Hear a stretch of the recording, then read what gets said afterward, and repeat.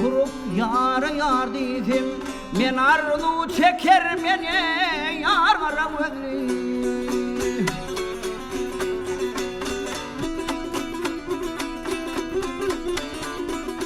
Ey ahirina bir mertebe var diyey, arzum çeker mene yar karavulli.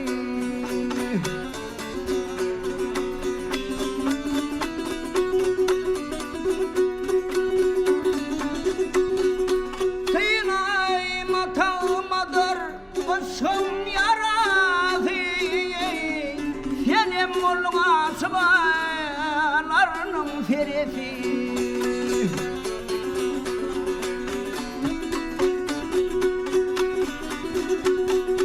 İki didem gözümün ağı karadı, arzum çeker mene yar karavulli.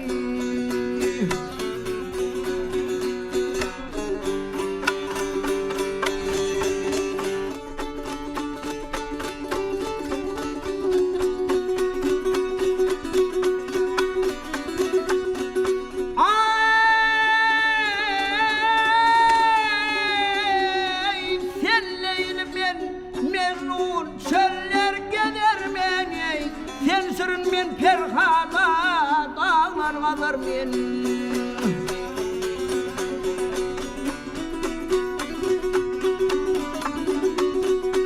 Kalay etsem sürün sana döner meni, arzum çeker meni yar karavulli.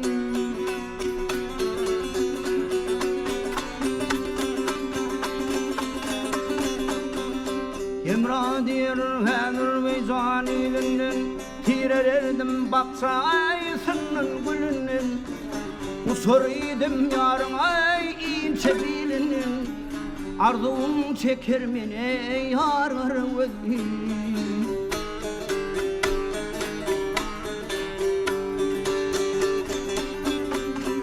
Yar karavulli, balsırın sözlü, bakay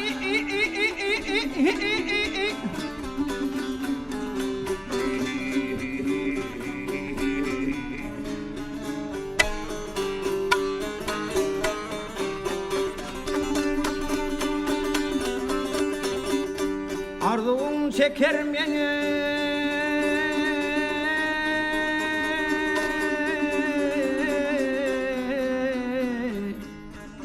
yar karavulli, yar karavulli, balsırın sözlü.